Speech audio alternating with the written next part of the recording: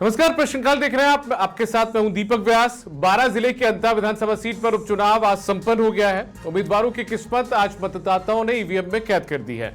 जीत का ताज किस प्रत्याशी के सिर पर सजेगा, इसका फैसला 14 नवंबर को ईवीएम खुलने के साथ हो जाएगा। यूं तो कई उम्मीदवार चुनावी मैदान में डटे रहे, लेकिन बीजेपी के मोरपाल सुमन और कांग्रेस के प्रमोद जैन भाया के साथ साथ कांग्रेस के बागी नरेश मीणा के निर्दलीय प्रत्याशी के चुनावी मैदान में उतरने से यह मामला त्रिकोणीय बन गया है।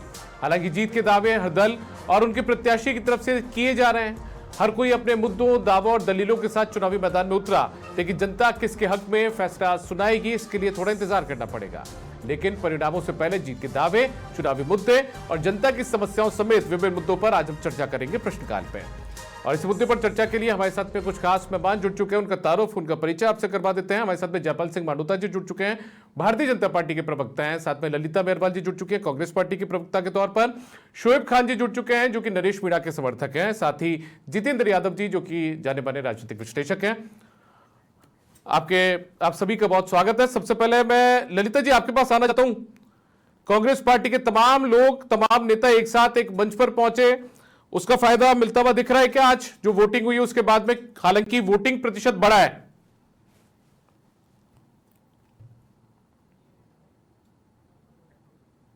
चलिए, ललिता जी से संपर्क नहीं हो पा रहा। एक बार जयपाल जी के पास चलते हैं। जयपाल जी, आज इस तरीके से वोटिंग प्रतिशत सामने आया, हालांकि स्पष्ट रूप से कितना प्रतिशत मतदान हुआ इसकी तस्वीर तो थोड़ी देर बाद में स्पष्ट हो जाएगी, लेकिन यदि वोटिंग प्रतिशत बढ़ता है तो बीजेपी काफी उत्साहित रहती है। आप भी हैं?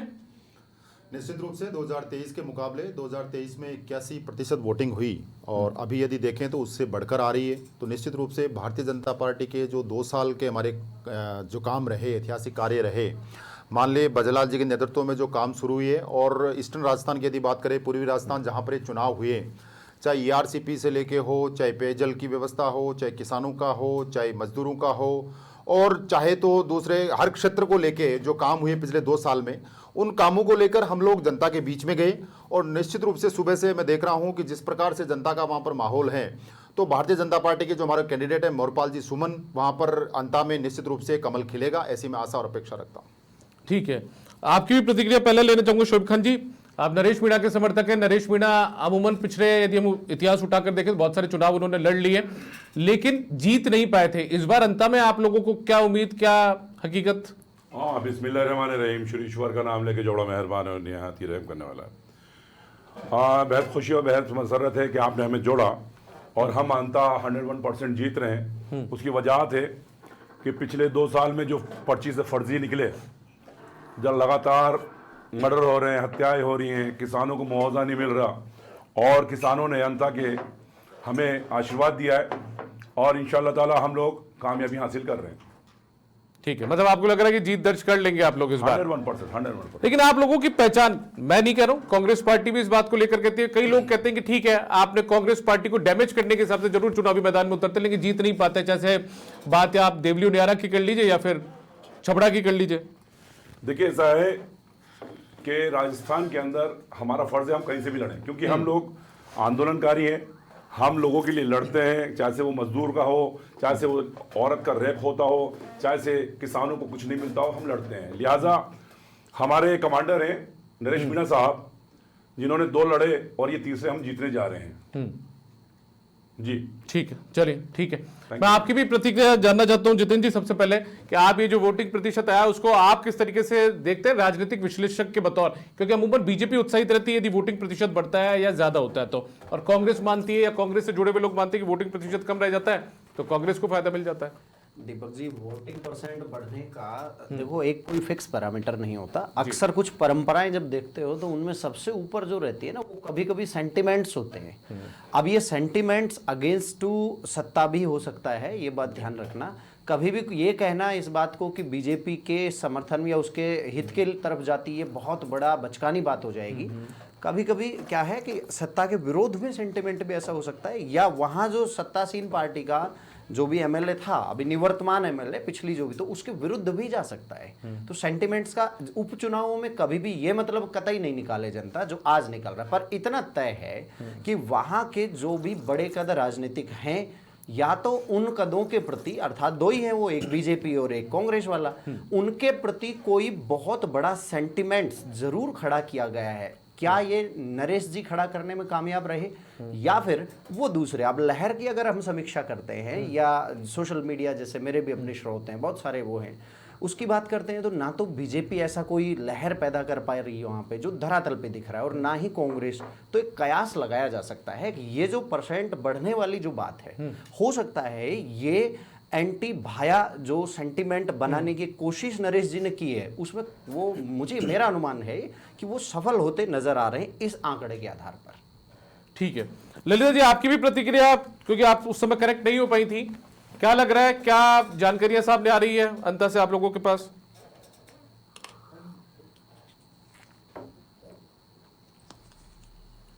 ललिता जी, आप सुन पा रही है मुझे?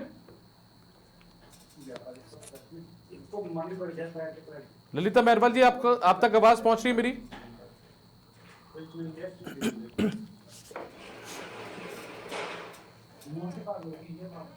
ठीक है, ललिता जी तक हमारी आवाज नहीं पहुंच पा रही है। एक बार वापस से हम बीजेपी के पास चलते हैं, जयपाल मांडोता जी के पास में।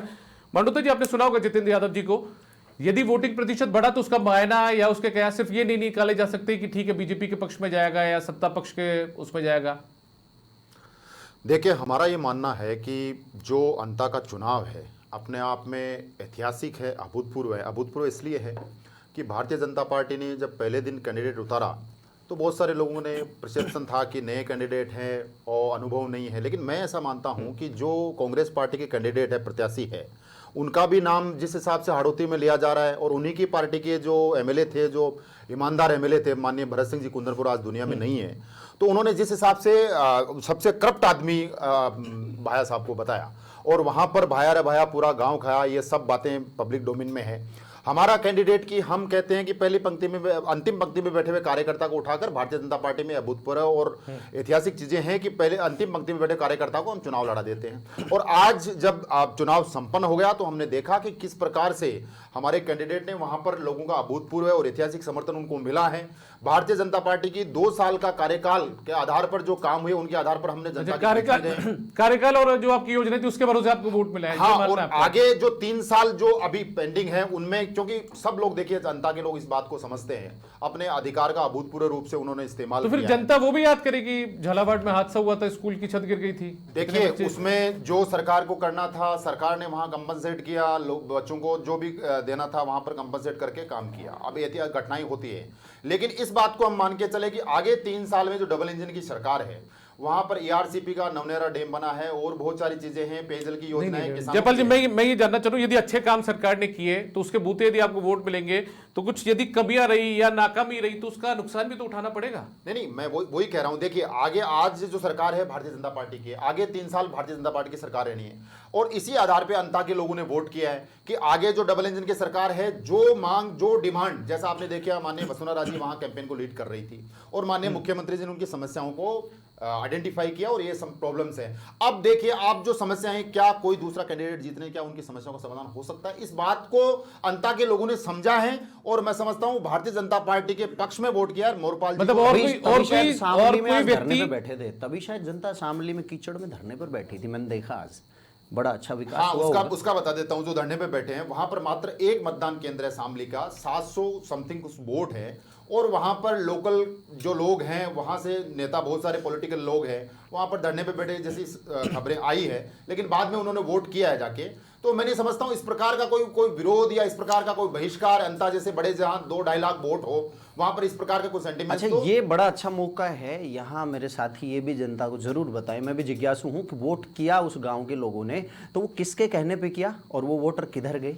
मेरा निवेदन इतना सा है, मैंने जैसा पहले कहा कि एक मतदान केंद्र पे, पूरे गांव को नहीं कैलकुलेट कर सकते हो आप, उसमें एक मतदान केंद्र पे हैं, 700 वोट है वहां पर, सब लोग धरने पे नहीं बैठे थे, सब लोग उन्हें वोट किया है। बस इतना बता दो किसके कहने पर वो वोट डालने गए? कहीं कोई विरोध की गुंजाइश हुई है, वहां पर विरोध हुआ है और वहां पर बहिष्कार किया है, बाद में समझाइश के द्वारा, पूरे गांव ने नहीं किया।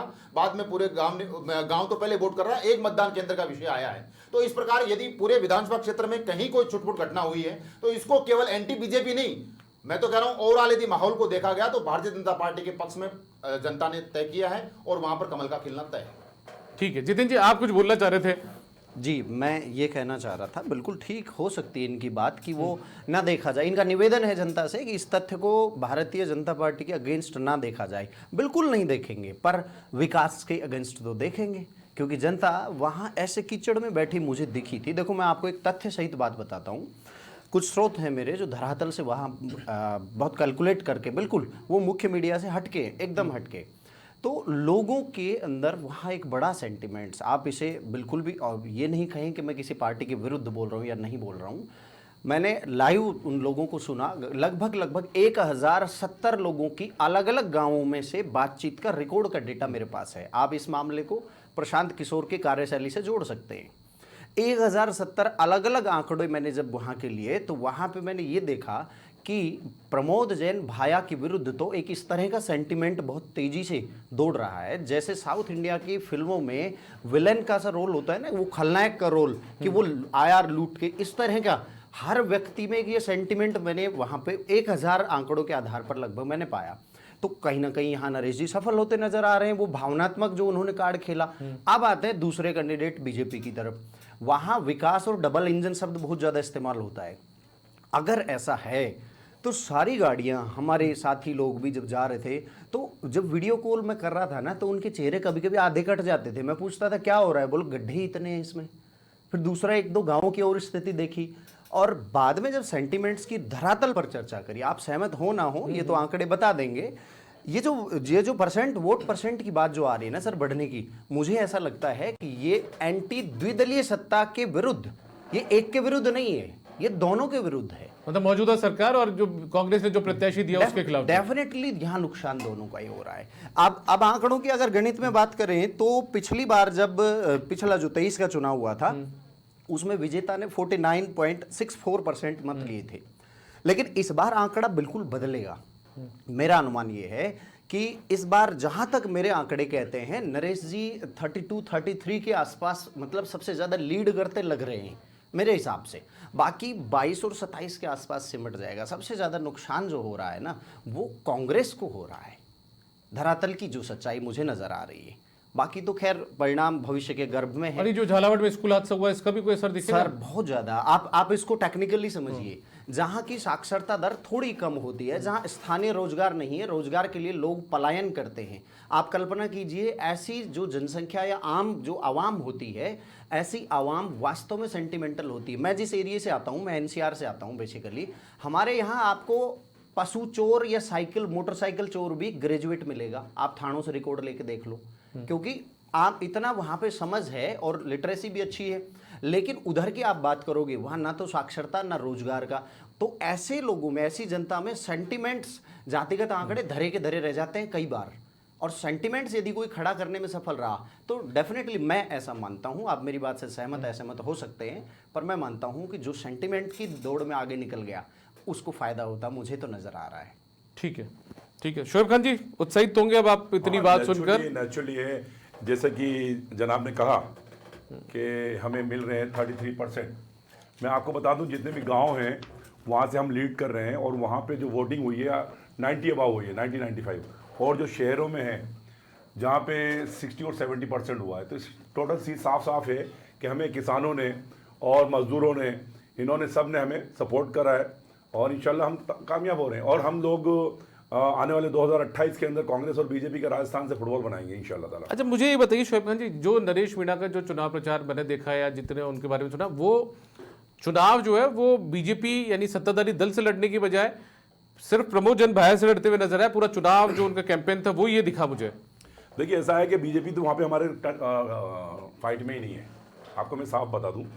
और जो भाया साहब हैं, वो उनके ऊपर भाया रे भाया, पूरा गांव खाया, प्राइम मिनिस्टर बोले, इसका मतलब करप्ट है, और बीजेपी ने उनके ऊपर एक्शन नहीं लिया। बड़ा अफसोस की बात, ये दोनों मिले हुए लोग हैं।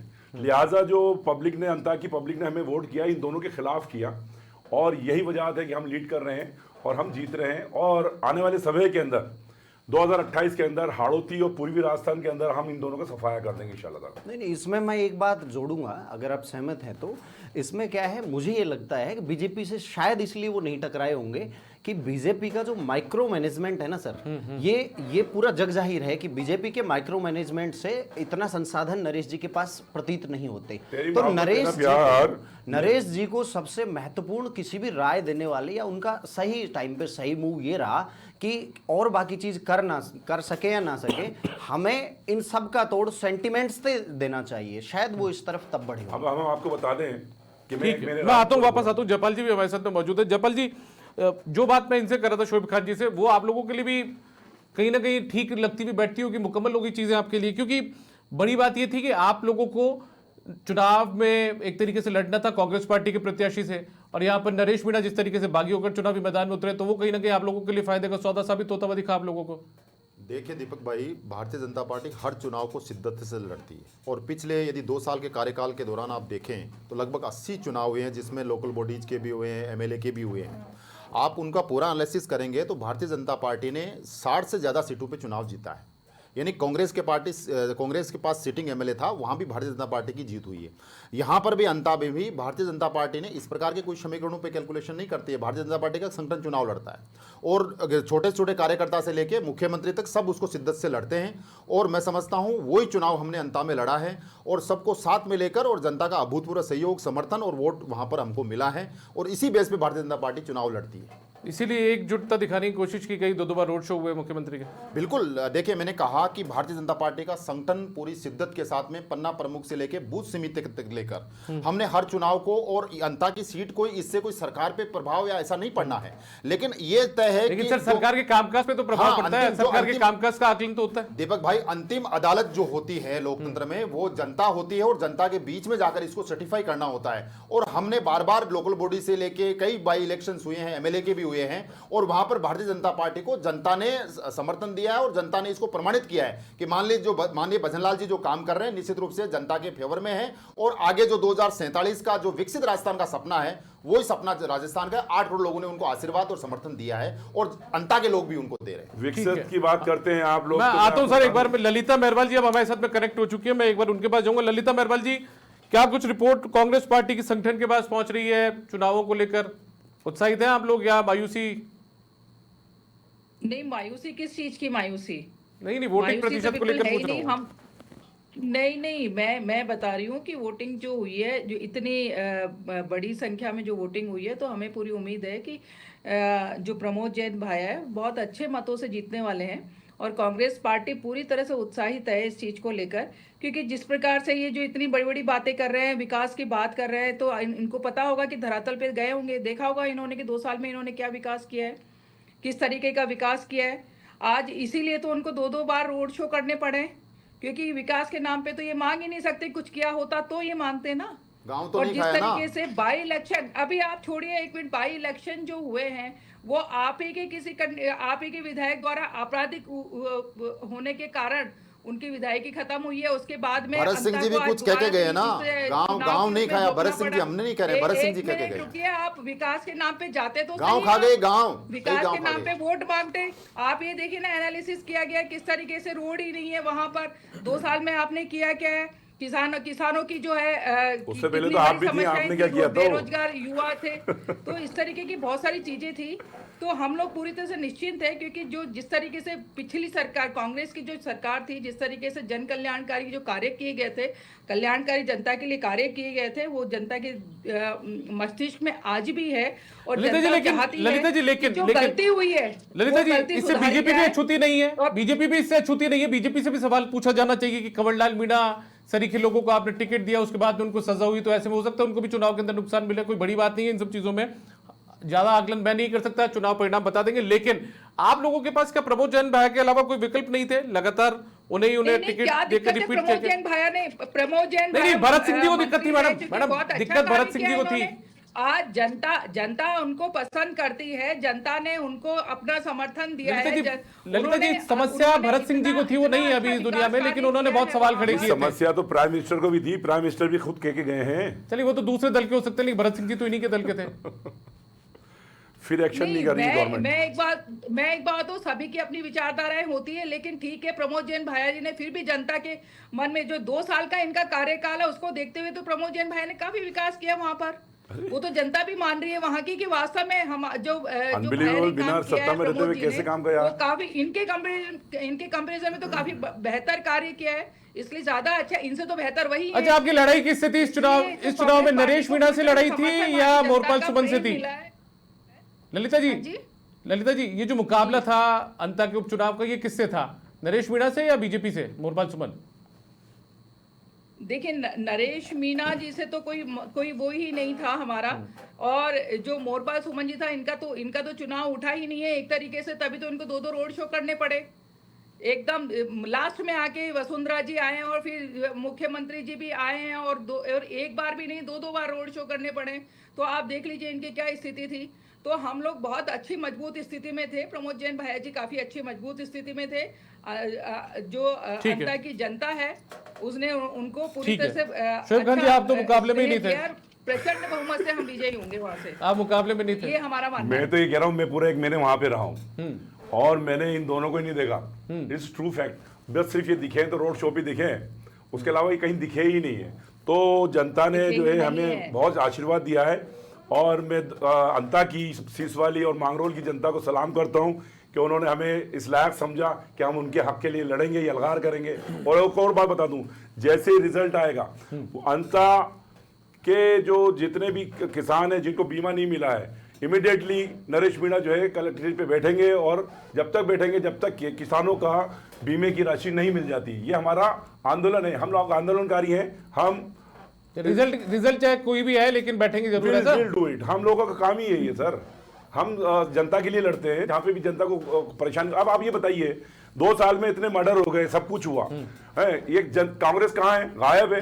अब एक चीज और बता दूं मैं, यूनिवर्सिटी के अंदर इन्हीं का NSU का आदमी अरेस्ट होता है। इन्होंने कोई आंदोलन करा क्या? आंदोलन हमने करा था। अनबिलीवेबल है, ये लोग लड़ते ही नहीं है, ये तो एसी में बैठने वाले लोग हैं। कैसी बातें कर रहे हैं आप? मैं जितेंद्र जी, आज भी मैं आपके पास आता हूँ, आप अपनी बात भी रख दीजिएगा। मैं एक चीज और समझना चाहता हूँ जितेंद्र जी आपसे, ये जो चुनाव था, जो मैंने पूछा था इन लोगों से, शोएब जी से पूछा, जयपाल जी से पूछा और ललिता जी से भी पूछा, ये लड़ाई दरअसल जो नरेश मीणा ने लड़ी, ये बीजेपी से भी लड़ी या सिर्फ कांग्रेस पार्टी के प्रत्याशी से लड़ी इंडिविजुअल? वास्तव में देखो, नरेश मीणा जी जब शुरुआत में, मैं शायद एक दूसरे टीवी के मंच पे था जब ये इलेक्शन शुरू हुआ, आप ये मान के चल सकते हो, शुरुआती इसमें इसका मंथन जो हम करते थे तो जातिगत आंकड़े नंबर 1 पे मुझे रखने पड़े थे। आप कमाल का ट्विस्ट देखिए इस चुनाव में कि जातिगत आंकड़ों के बिहाफ पर यदि हम आगे बढ़ते इस इलेक्शन में तो शायद नरेश मीणा जी फाइट में नहीं रहते, बिल्कुल भी नहीं रहते। लेकिन नरेश मीणा का चुनाव जिस तरह से आगे बढ़ा, अब यहाँ 3 फैक्ट मैं बताऊंगा, उन पे आप गौर कीजिएगा। सबसे पहला फैक्ट आप समझिए कि इनका एक नेगेटिव पॉइंट पहली बार पॉजिटिव होता साबित हो रहा है, उनकी अग्रेशन पॉलिटिक्स, उनके अग्रेशन स्वभाव जो है उनका। मैंने ये चीज वहां धरातल पर लोगों में डीपली अंदर मजदूरों गांवों में जाके बात की, देखा कि भाई क्या ऐसे आदमी को नेता, तो एक ही जवाब मिलता है वहां की जनता से कि ऐसे गुंडे इस तरह के एक माफिया या खनन माफिया के विरुद्ध, बोला जूती की काट सर जूती हो सकती है, एक राजस्थानी में कहावत है। तो उनका अग्रेशन पॉलिटिक्स का धरातल पर वहां की ग्रामीण जनसंख्या जो 80% है में मुझे पॉजिटिव ट्विस्ट उसने दिया, उनके इस अग्रेशन के उस नेचर ने। दूसरा, जातिगत पॉलिटिक्स की बात करें तो माली 18%, मीणा 14, SC 15 और अन्य वो अल्पसंख्यक 10 के आसपास जो हैं, और अन्य टोटल मिला ले OBC, जाट, गुजर, ब्राह्मण सब मिला के 38-40%। ये आंकड़े अब हवाई हो गए हैं। इसका मतलब ये पूरा इलेक्शन जो है शुरू, अगर जातिगत आंकड़ों पर रहता तो बीजेपी रहता या कांग्रेस रहता। बीजेपी के पास क्या है बताने के लिए? विकास, जो कि वहां धरातल पर दिखाई नहीं किसी को।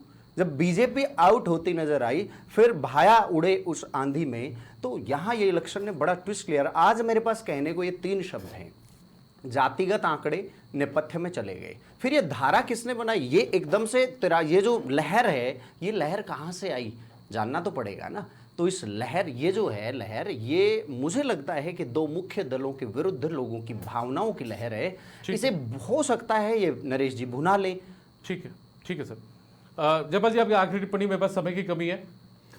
देखिए, मेरा इतना ही निवेदन है कि वहाँ पर जो चुनाव था, आप देख लीजिए, कांग्रेस सरकार के पूर्व मंत्री जो नरेश मीणा जी का कैंपेन कर रहे थे, उसको लीड कर रहे हैं, वो कांग्रेस सरकार के पूर्व मंत्री है। हनुमान बेनीवाल जी नागौर से जीते हुए, यहाँ से जीते हुए, कांग्रेस सपोर्टेड जीते हुए। तो ये कांग्रेस पार्टी ही टुकड़ों में बटी पटी है। कांग्रेस पार्टी ही अब वहाँ पर जमीनी पे आराम से गुटों में बटकर, जूली जी का गुटो, डोटासरा जी का गुटो, पहले दिन उन्होंने कैंडिडेट डिक्लेयर किया, और वहाँ पर देखिए जो प्रहलाद गुंजल जी है, उनकी फोटो लगा के वहाँ पे कैंपेन हो रहा था। तो ये आपस में सारे एक ही, इसलिए ये कहता हूँ कि ए परिंदे जमीन पर बैठकर क्यों आसमान देखता है, पंख फैला उड़ान भर, क्योंकि जमाना सिर्फ उड़ान देखता है। और 14 तारीख को भारतीय जनता पार्टी ठीक है। शोएब जी, आपकी आखिरी टिप्पणी सर। हाँ, बिल्कुल सही कि जो ये बीजेपी है, कांग्रेस से ही निकले हुए हैं लोग सारे के सारे, लिहाजा दोनों मिले। आपके कैंडिडेट तो दोनों पार्टियों से निकले हुए हैं। नहीं नहीं नहीं नहीं, हम लोगों ने लड़ाई लड़ी है, और जब हमने ये देखा कि ये पार्टी है हमें तवज्जो नहीं दे रही है, जो जनता के लिए लड़ते हैं, तो हमने फिर अपने खुद ही लड़ना रास्ता नापा और हमने लड़ा, और इंशाल्लाह तक टिकट भी मांगा। हाँ, नेचुरली है भाई, हमारा हक बनता था, क्योंकि ये दोनों पार्टी हैं, हम जैसे लोगों को नहीं चाहती हैं। लिहाजा ये जनता ने साफ कर दिया कि राजस्थान में इन दोनों का अब भविष्य खत्म है और हम आएंगे। ठीक है। ललिता जी, आपकी 30 सेकंड में आखिरी टिप्पणी, फिर मैं जितेंद्र जी के पास जाऊंगा। देखिए, ये जिस तरीके से बोल रहे हैं कि अब भविष्य खत्म होने वाला है, ये तो इतनी बड़ी बड़ी बातें कर रहे हैं, तो ये तो 14 तारीख को पता चल जाएगा कौन कितने पानी में है। जी जी। तो ये तो बात छोड़ें, और ये जो बोल रहे हैं कि इतने टुकड़े हो रहे हैं, तो इनको ये पूछिए वसुंधरा जी के पास कितने चक्कर काटे थे। वसुंधरा जी ने लास्ट मोमेंट तक आपका कैंडिडेट डिसाइड नहीं हुआ था और आप इधर उधर घूम रहे थे। तो आपके खुद की तो गुटबाजी इतनी ज्यादा है, तो आप अपने गिरेबान में पहले झांक कर देखिए, उसके बाद में बात कीजिएगा। और दूसरी चीज है कि आप 14 तारीख को देखिएगा, प्रमोद जैन भाया प्रचंड बहुमत के साथ विजयी होंगे। ठीक है। जितेंद्र जी, एक बड़ी बात ये भी है कि जनता ये भी तो सोचती होगी कि यदि नरेश मीणा जैसे सरीखे व्यक्ति को हम चुनाव में जीत दर्ज करवा दें या प्रमोद जैन भाया को करवा दें, तो सत्ता के साथ नहीं रह पाएंगे, और सत्ता के साथ जाते हैं तो विकास मिलेगा। सर, आपका कहना बिल्कुल सही है, लेकिन ये समझ कितनों में है? आप जानते हैं, जब एक चुनाव पर पूरे जमात टूट के पड़ी हुई है, क्या वो साधारण दिनों में जनता की बुद्धि को कुंठित करने की क्षमता रखती है मुख्यधारा की राजनीति? तो ऐसे दौर में क्या उनमें इतना विवेक है कि वो समझ पाएंगे इतने जहीन मुद्दों को? हाँ, एक और बात है कि ये सेंटिमेंट्स के अलावा कहीं ये गलतफहमी में भी राजस्थान ना रहे कि थर्ड फ्रंट अब उभर जाएगा इससे, ये कहना जल्दबाजी होगी। मेरा अनुमान कहता है, ठीक है, एक विकल्प के तौर पे हाड़ौती को एक चेहरा मिल रहा है, अगर जीतते हैं तो हाड़ौती को मिल रहा है, पर यहाँ हनुमान बेनीवाल जी की एंट्री, ये एक बहुत जल्दबाजी होगी कहना। हनुमान बेनीवाल या राजेंद्र गोड़ा जो भी, बिल्कुल डेफिनेटली मैं सहमत हूं। हमारे साथ हैं वो। बिल्कुल, मुझे जानकर के सर बहुत शुक्रिया। जयपाल सिंह मांडोता जी, साथ में ललिता मेहरवाल जी, शोभ खान जी और जितेंद्र यादव जी, आप हमारे साथ इस चर्चा में जुड़े, हिस्सा लिया। तो कुल मिलाकर देखिए, अब इंतजार 2 दिन का बाकी है, उसके बाद में जो चुनाव परिणाम है वो सबके सामने होंगे। आखिर कौन जीतता है, क्या जनता को भाया भाते हैं या फिर कमल का सुमन वहाँ खिलता है, ये तमाम चीज़ें, नरेश मीणा वहाँ पर चुनाव में जीत दर्ज करवाएंगे, तमाम चीज़ें देखने वाली चीज़ होगी। फिलहाल इतना ही, इजाजत दीजिए, नमस्कार।